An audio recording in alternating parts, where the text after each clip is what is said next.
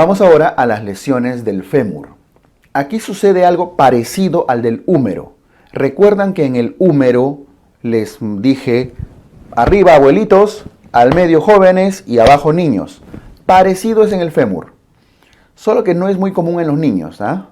Es más frecuente igual, arriba los abuelitos, bueno, fémur, ¿no? Estoy hablando cabeza, cuello de fémur, abuelitos, diáfisis y parte distal, más jóvenes. Niños también, pero sobre todo la parte proximal es de los ancianos. La estrella de las lesiones de fémur es la fractura del cuello del fémur. Pero vamos a ver un poco sobre cabeza de fémur. Quiero ver solo unos conceptos. ¿Otro nombre que tengo que memorizarme? No, tranquilos. La clasificación de Pipkin, miren que ni siquiera lo puedo pronunciar bien. La clasificación de Pipkin, solo sale bien una vez.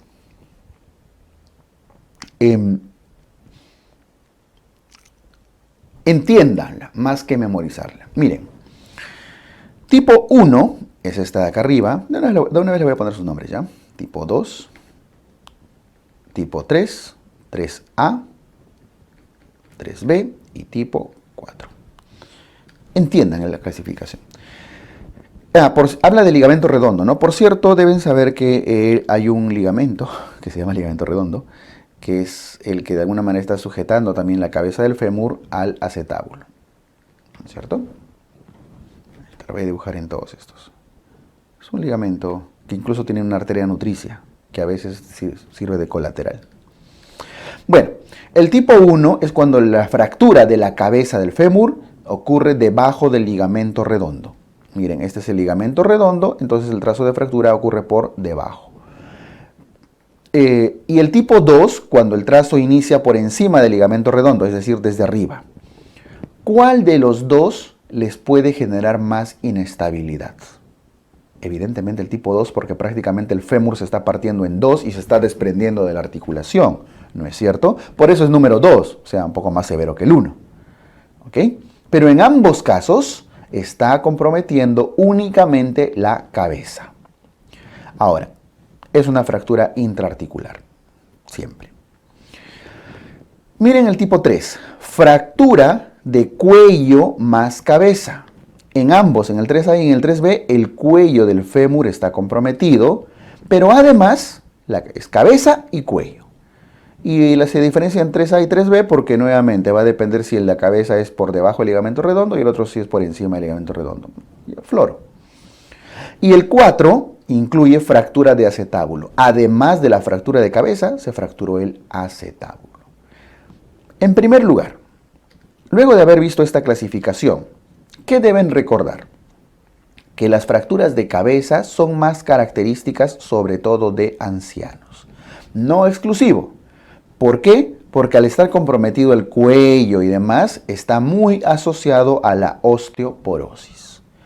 Entonces es un poco más frecuente en personas ancianas. Segundo dato, es una fractura que en todo momento es intraarticular. Y con eso ustedes ya prácticamente tienen el dato del tratamiento. Si son intraarticulares, prácticamente todas son quirúrgicas, porque es un concepto de generalidades que hemos visto que las intraarticulares casi siempre se operan. ¿Verdad? Muy bien. Y ahí está.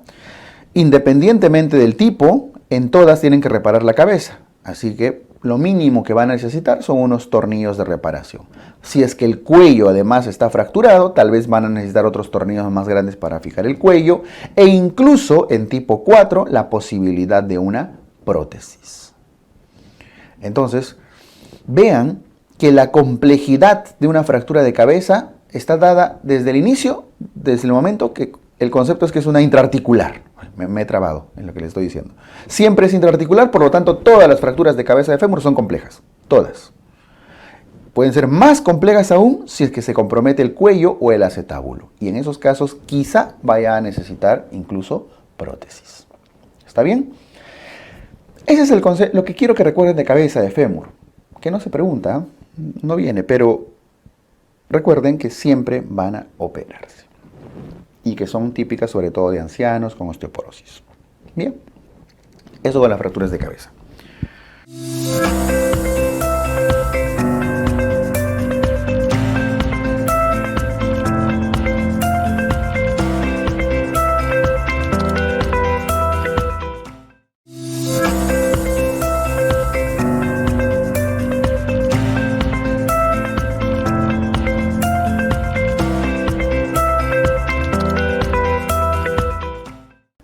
vamos a la estrella de las preguntas de fémur, la fractura del cuello del fémur, una fija de casi todos los años. Las fracturas de cuello en sí se clasifican de muchas formas. Esta es una forma de clasificarlos respecto a la ubicación de la fractura. A esta fractura, la primera, es para que se ubiquen, para que cuando vean, cuando lean textos así, les sea esto mucho más amigable, cómodo, entendible. La primera fractura, dado que está justo por debajo de la cabeza del fémur, se denomina fractura subcapital. Es prácticamente una fractura de cabeza, ¿no? Pero bueno, dado que está fuera de la parte cartilaginosa y todo, se clasifica dentro de cuellito, subcapital. Esta es la verdadera fractura pura de cuello, ¿cierto? Fractura del cuello propiamente dicho. Esta fractura, la tercera, es un trazo de fractura que va de un trocánter al otro. Se llama intertrocantérica o pertrocantérica. Intertrocantérica o pertrocantérica. Aunque tienen sus diferencias ambas palabras, se refiere a que comprometen ambos el trazo que une a ambos trocánteres. Algunos a estas intertrocantéricas y pertrocantéricas también le llaman de la base del cuello, pero ya son detalles. Voy a usar el término que alguna vez ha venido en claves de examen más que pregunta. Esta que está por debajo de los trocánteres es más fácil porque se llama subtrocantérica. ¿Qué estoy escribiendo acá? Subtrocantérica. Porque está debajo de los trocánteres. Aquí en el quinto y en el sexto se están comprometiendo solamente cada uno de los trocánteres de forma independiente. Fractura del trocánter menor, fractura del trocánter mayor, o tuberosidad mayor, tuberosidad menor. ¿Está bien? Listo. La que nos interesa de lejos, es la fractura del cuello en sí, que es la más frecuente. Ahora, la otra que tiene cierta importancia por su similitud con cuello y por su cercanía es esta de acá, las pertrocantéricas.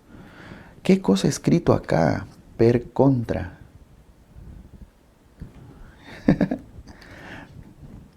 Bueno, pero ustedes sí están siguiendo la hilación. Pertrocantérica. Y ahora sí. Fracturas de cuello viene a ser lo más importante. Les he mostrado esta imagen básicamente para que se ubiquen dónde estamos. No es que tengan que aprenderlas, imagínense las lesiones de cada una de ellas. No, tranquilos. Y además va a ser lógico. ¿En qué sentido va a ser lógico, William? En el sentido de que acá se insertan en el trocánter mayor, ¿quiénes? Sobre todo abductores. Y en el trocánter menor, ¿quiénes se insertan? Sobre todo aductores, flexores, ¿cierto? Abductores, rotadores externos. Entonces, si ustedes saben anatomía y saben quiénes se insertan ahí, la fractura de cada uno de ellos va a comprometer esos movimientos. Nunca lo han preguntado, pero sería una pregunta más de anatomía que de clínica en sí. Bueno, vamos a enfocarnos en la fractura del cuello del fémur, que es lo que nos llama. Prácticamente exclusivo de los ancianos. Si los jóvenes, hay copilotos, pilotos, motociclistas, se luxaban la cadera, los ancianos son los que se fracturan el cuello del fémur. Dada su cercanía a la articulación y además que, ojo, es casi intraarticular esto, porque la cápsula está rodeada por cápsula y todo, a algunos le llaman fractura de cadera. No es correcto porque la cadera es la unidad de articulación. Estamos hablando, lo correcto es de cuello. Pero si alguna vez tienen una alternativa que diga fractura de cadera, esa es. A eso se refiere. ¿Ya? Entonces, frecuente en ancianos con osteoporosis y no son por un trauma leve, no es porque el carro se estrelló, la moto se estrelló, no, son caídas leves, son el abuelito que se cayó de la silla, se cayó de la cama, se cayó de la escalera un par de gradas, se tropezó, nada más. No es un accidente violento. ¿Por qué? Porque están osteoporóticos, pues, ¿no? Las fracturas del cuello fémur tienen distintos grados de tipos de clasificación, muchas formas de clasificar. Vamos a tomar un par que nos pueden interesar, por su aplicación más que nada. Miren que Garden clasifica en tipo 1, tipo 2, tipo 3 y tipo 4, dependiendo del grado de desplazamiento. En el grado 1 ni siquiera es una fractura completa. En el grado 2 ya es completa, pero no lo desplaza. Grado 3, 4 tienen distintos grados ya de desplazamiento. ¿Ok? Entonces, cuanto menos desplazado esté, grado 1, o sea, cuanto más leve. Y cuanto más desplazado esté, grado 4. ¿Cuál es el problema de que esté muy desplazada la fractura de cuello de fémur? El problema es el siguiente, que los vasos sanguíneos que irrigan la cabeza se lesionan y que genera necrosis capital, necrosis avascular. Por lo tanto, el Garden 3 y el Garden 4 tienen más probabilidad de hacer necrosis que el Garden 1 y 2. El gran problema de la fractura del cuello es la necrosis que puede generar en la cabecita por lesión de los vasos circunflejos mediales. Otra forma, aquí está justo la imagen que quería mostrarles. Miren, los vasos ilíacos en algún momento dan los vasos circunflejos. Ahí está circunflejo medial. El circunflejo medial es el que sale de los vasos femorales, de sus ramas, da la vuelta, se va por detrás del cuello, lo envuelve e irriga la cabecita. En cambio, el circunflejo lateral, miren, ¿para dónde se va el lateral? Sobre todo a la zona de los trocánteres. Lateral los trocánteres y el medial la cabeza. Por eso el problema suele estar en la circunfleja medial. Se lesiona y le genera una necrosis avascular. Ese es el concepto que tienen que manejar. Por eso el 3-4 son los peligrosos. Es pegriloso. Pauwels es otra forma de clasificar. El grado de angulación va a determinar la posible estabilidad o inestabilidad. Esto es un poquito lógico, ¿ah? ¿Cuál de estas imágenes, el 1 o el 3, creen que tiene más inestabilidad? Inestabilidad. El 3, ¿no es cierto? Bueno, para empezar, porque es 3, y siempre los números mayores son más severos. Pero fuera de eso, porque vean que esto todavía sostiene el peso del paciente, de la persona, y al tener un ángulo pequeño, el trazo de fractura es casi horizontal, todavía puede sostener, entre comillas, el peso del paciente. En cambio, una fractura prácticamente vertical de más de 50 grados, el peso va a desplazar la cabeza, lo va a botar para abajo. Es una forma medio grosera de explicarlo, ¿no? Pero les permite entender que a mayor ángulo, según Pauwels, mayor inestabilidad. Listo.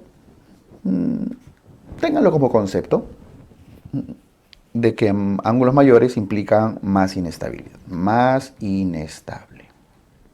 Me interesa sobre todo la primera clasificación de Garden, que los lleva a interpretar mayor probabilidad de necrosis avascular. La clínica, lo más preguntado de fractura de cuello de fémur y una de las preguntas más comunes de traumatología. Acortamiento, aproximación y rotación externa. Por supuesto, además de su triple D, ¿no? Esto de acá. El miembro, miren el Pauwels número 3. Cuanto más, por supuesto que cuanto más severa es la lesión, la clínica va a ser mucho más marcada, ¿no es cierto? Combinen un Garden 4 con un Pauwels 3. Está bastante partido, desplazado y encima está bastante angulado. Eso se va a convertir en ¿qué? Ahí está la cabeza sigue en su articulación, pero el fémur ¿a dónde se va a ir? Hacia arriba, ¿no es cierto? El peso del paciente va a llevar toda la pelvis hacia abajo y el fémur se va a ir hacia arriba. Es como si se estuviera luxando entre comillas. Por eso se acorta el miembro inferior. Noten la imagen, la fotografía, un talón, el talón derecho está por encima del talón izquierdo. Hay un acortamiento, eso es clave. Hay una leve aproximación, es decir, que el miembro está pegado a la línea media, muy leve, y lo que sí manda bastante es la rotación externa. Rotación externa. El pie está tirado hacia un lado. Acortamiento, aproximación y rotación externa. ¿Quieren mnemotecnia? Ya lo conocen ustedes, algunos. Acortamiento, aproximación y rotación externa. ACAPRE. No es una triada. No estriada porque es raro que aparezcan los tres. De hecho, es una foto muy rara. Generalmente cuando les ponen abuelito que se cayó y viene el miembro inferior acortado, listo, ya tienen que sospechar fractura de cuello de fémur. O viene con miembro inferior con rotación externa, usualmente les ponen uno de estos dos o a veces los dos. No siempre les ponen aproximación. Pero basta algunos de ellos con el antecedente de ancianidad y de haberse caído para ya sospechar de fractura de cuello de fémur. ¿Está bien? Un pequeño detalle. Un pequeño detalle que lo voy a poner en esta nubecita. Las fracturas pertrocantéricas, que hace un momento vimos, ¿no es cierto?, que seguía el trazo de los dos trocánteres, hacen lo mismo. Hacen acortamiento, hacen rotación externa, más o menos, pero hacen abducción. Abducción principalmente. Tiene que ver con la contracción que generan los músculos glúteos, ¿verdad?, que los abducen. Pero más que aproximación, que es característico de aproximación o aducción, que es característico de cuello de fémur, en pertrocantéricas hay más abducción, con un poco más de frecuencia. Ténganlo en cuenta por si alguna vez les quieren complicar en una pregunta y les viene pertrocantéricas. No es exactamente la misma posición. ¿Ya? Muy bien.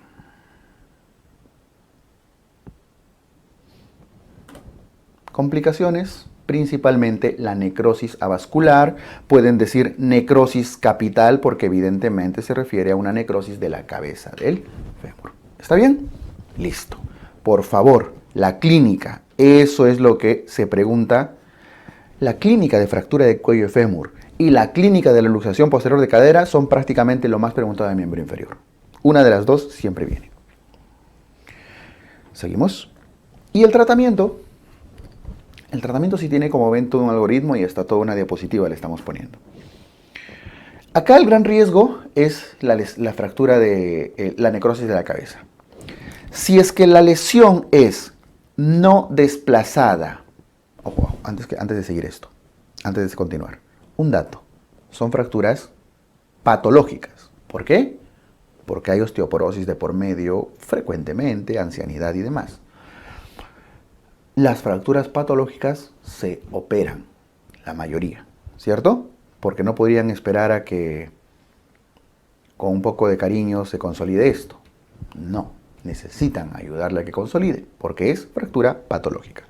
Entonces, ahora sí, bajo ese concepto, si se trata de una fractura no desplazada, es Garden 1, Garden 2, es decir, está estable, les dan bonitos datos del caso, tienen que operarlo.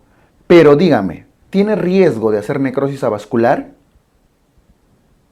Siempre hay riesgo, pero en todo caso es un muy bajo riesgo. La probabilidad que haga necrosis es muy baja.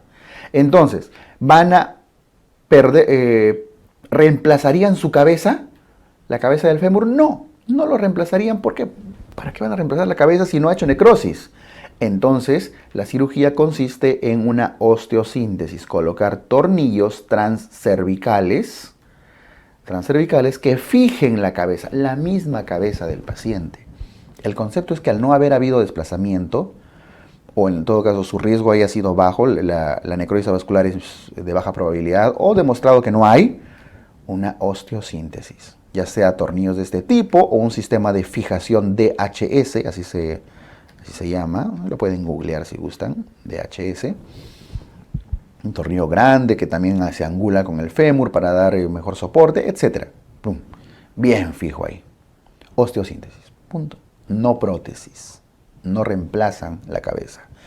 Pero si estamos en el otro lado, si es una fractura desplazada, inestable, Garden 3-4, que tiene más probabilidad de necrosis, entonces, si la cabeza se necrosa, tienen que reemplazarla con una prótesis. La prótesis, eso saben desde las hernias, ¿no? ¿Qué sufijo usa? Sufijo, ¿verdad? Plastía. Artroplastía. Que puede ser una artroplastía parcial o hemiartroplastía o una artroplastía total. Parcial o total. ¿Cuál es la diferencia? En las parciales solamente reemplazan el componente femoral. Miren la placa y miren la imagen en el esquema de la izquierda. Bueno, ahí están los dos, ¿no? Pero concéntrese solo en la parte femoral. Eso es lo único que se reemplaza. Y en la artroplastía total se reemplazan ambos componentes, el componente femoral y el componente acetabular. El acetábulo también, miren el esquemita, ahí se coloca un platillo de fierro que articula con la bolita de fierro, ¿cierto? De metal. Parcial o total. Solo la parte femoral, toda la articulación. ¿Y de qué depende? En ambos casos ha habido necrosis de la cabeza, incluso con posibilidad de daño o no del acetábulo. Pero el criterio es la esperanza de vida del paciente, la capacidad funcional. Y aquí entran criterios como el índice de Karnofsky, la escala de Karnofsky, el índice de Katz, etc. No entra tanto, ojo, el riesgo anestesiológico o el índice de comorbilidad de Charson, que valoran si el paciente tiene alguna patología o no. No tanto. Entran más índices de capacidad funcional. Este paciente, este abuelito, este anciano, tiene hace sus cosas solo, se vale por sí mismo, camina, va al mercado, trota, hace su vida normal y por ahí pues de mala suerte se fracturó. Sí, este abuelito es activo, tiene una expectativa de vida todavía larga, no por las enfermedades, sino más por la capacidad funcional. ¿Ok? El punto de corte suele ser 3 años. La esperanza de vida es de más de 3 años. Ok, pongámosle una articulación completa. Acetábulo y fémur, todo completo. No, y ahora la otra situación. El abuelito tiene una baja demanda funcional, una esperanza de vida corta. Ya estaba postrado, no puede hacer, dependía de otras personas. No le van a poner toda la articulación. Para empezar, que es una cirugía más compleja. Solamente le reemplazan la cabecita que estaba necrosada y punto, parcial. Ese es el criterio. Las preguntas van a ser muy prácticas en ese sentido. Les van a describir un paciente, un abuelito chévere que baila reggaetón y todo. Y por el otro lado les van a poner un abuelito ya, pues que solo se dedica a ver Netflix todo el tiempo, ¿no? Parcial, ya saben aquí ponerle parcial y total. ¿Chévere? Sí. El punto de corte suele ser 3 añitos y por ahí necesitan un dato puntual. Ahora, una pregunta que ya sería muy así complicada es si además de eso les meten datos de Charson o índice riesgo anestesiológico, que por cierto no se estresen que en anestesiología vamos a ver, riesgo anestesiológico, Charson y demás, para que calculen el valor y esto. Pero lo que voy es un paciente con alto riesgo, no de capacidad funcional, sino porque acaba de tener un ACV, tiene una cardiopatía severa, tiene un stent y todo, y se fracturó la cadera. Salados, pues, ¿no? Ahí lo más probable, cuando sus riesgos anestesiológicos son muy altos y de alta probabilidad de morir en la cirugía, generalmente se deja en observación. Es una de las razones por las que se puede optar no operar al paciente. Ustedes dirán, pero si no lo opero va a quedar artrósica su cadera, no va a funcionar. Sí, pero tiene una metástasis y se ha infartado ayer, ¿no? Y tiene una parálisis de medio cuerpo, o sea, tienen que hacer una valoración. Usualmente riesgos anestesiológicos altos, índices de comorbilidad de Charson elevados, contraindican cirugías, la postergan, por lo menos hasta pasar cuadros agudos, ¿no? Ya eso sería una pregunta bien potente, complicada de alguna forma. Lo más probable es que se venga dentro de este esquema. Listo. Creo que con esto hemos trabajado bien cadera, tanto su luxación como su fractura. ¿Ok? Ya el resto son lesiones mucho más sencillas. Ahora sí se hace un poco más ligero.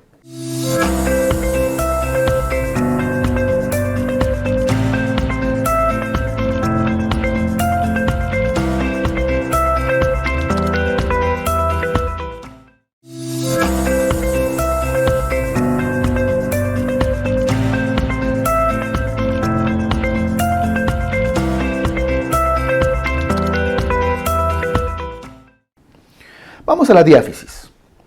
Ya rompimos el cuello, que es la parte más común. Vamos a la diáfisis del fémur, que por cierto es uno de los huesos largos más largos que tenemos. más gruesos, más duros, más firmes. Por lo tanto, ya no va a ser un anciano. Lo más probable es que sea una persona joven, pero un accidente violento. Estaba esquiando, se cayó de la azotea, no lo sé, ¿no? Accidentes muy violentos. El gran problema de la fractura de diáfisis es la arteria femoral. ¿Qué tiene que ver la arteria? Así como en el húmero, ¿se acuerdan que el nervio radial se comprometía? Pues en el fémur, la arteria femoral pasa pegadito, anatomía, pegadito a la diáfisis. Se fractura el fémur, lesiona la arteria femoral, sangrado. El problema es que este sangrado no va a generar un síndrome compartimental en sí, porque el fémur no tiene compartimentos muy marcados, o el muslo me refiero, ¿no? No es como en la pierna. Entonces puede almacenar mucho volumen de sangre. El fémur almacena hasta 3 litros de sangre. Y a veces no se dan cuenta, ¿no? Y puede llevar un shock hipovolémico. Y una persona joven puede morir por shock. Además que ya saben que los huesos largos pueden generar también embolismo graso, que es otra de sus complicaciones. Bien, por favor, entonces esto de acá. Ese es el dato más frecuente. Vamos al tratamiento, además de su DDD, ¿no? Dolor, difusión y deformidad. El tratamiento va a depender de en qué grupo etario estamos. El concepto principal va a ser traccionar. ¿Para qué? Para alinear, ¿no es cierto? El fémur hay que alinearlo para que la consolidación sea de buena calidad. Entonces, los niños usualmente se les tracciona de forma cutánea, tracción cutánea. Ahí están viendo. Esto es la tracción cutánea. Lo envuelven con telas, esparadrapos adhesivos, a veces lo cuelgan para que el propio peso de la pelvis mantenga la alineación. Bueno, pues pero medio complicado tener a un niño pequeño a veces en esa posición por mucho tiempo, ¿verdad? Además del dolor y todo. Así que de todas maneras, terminan a veces con un yeso que va hasta la zona pélvica. Desde la pelvis hasta el pie muchas veces se coloca un yeso a los niños, pelvipedio, porque tienen que inmovilizar la cadera, pues, ¿no? Cadera y rodilla, entonces va desde la pelvis hasta el pie. Entonces los niños usan una tracción cutánea y un yeso pelvipedio, salvo que tenga indicaciones obvias de manejo quirúrgico, porque se ha hecho pedacitos el hueso, porque se han roto 2 huesos, etc. Pero ese es el concepto de tracción cutánea en los niños que había quedado pendiente desde ese tabulo. Los adultos, ahí sí va a depender del grado de severidad. Si requiere manejo ortopédico, y ustedes ya saben quiénes requieren manejo ortopédico, no desplazados, estables, sin complicaciones, etc., también requieren tracción, pero ósea. Entonces atraviesan los cóndilos del fémur y traccionan. Le ponen peso. El objetivo de ese peso es mantener la alineación del fémur. ¿Okay?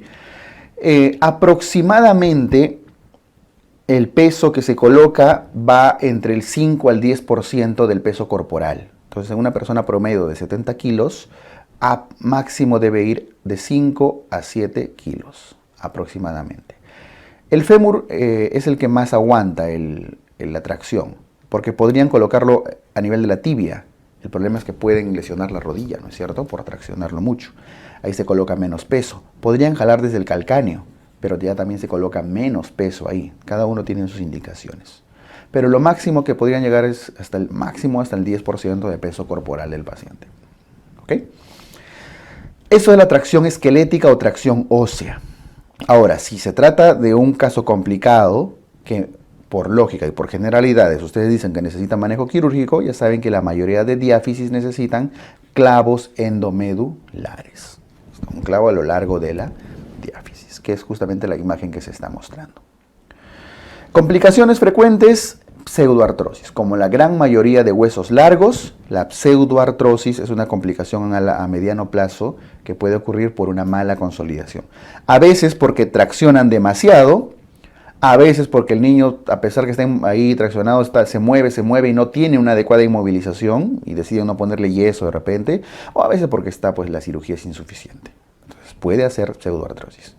Listo. ¿Qué es más probable que se pregunte acá? Esto, el shock al que puede llevar la lesión de diáfisis. Bien.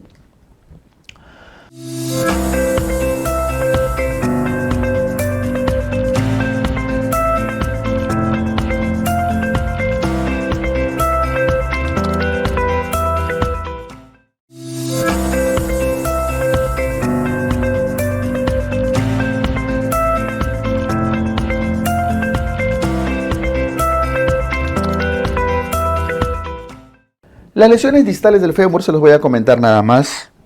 Son lesiones que pueden traer muchos problemas porque el problema de estas fracturas distales que ya comprometen los cóndilos, muy parecido a lo que ocurría en el codo, ¿no? En la parte supracondilia, ya sean intraarticulares como esta de acá que compromete la cara articular o extraarticulares o lo que sea, prácticamente la mayoría de ellas termina lesionando el van ciático popliteo, la arteria poplitea, vena poplitea, nervio ciático. Y el problema es básicamente con los vasos popliteos que son gruesos. Si se lesionara como en esta imagen, ¿qué va a pasar? Sangrado, y aquí sí ya puede generar un síndrome compartimental. ¿Ok?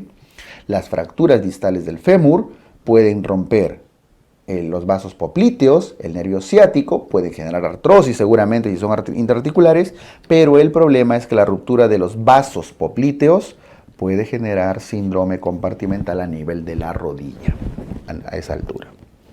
Entonces, ese dato acuérdense, las fracturas distales pueden comprometer los vasos popliteos. Evidentemente esto pasa por accidentes muy violentos, o sea, romper los cóndilos del fémur que son gruesos, duros, tiene que ser un accidente muy, muy duro, muy violento. ¿Listo? Eso con el fémur.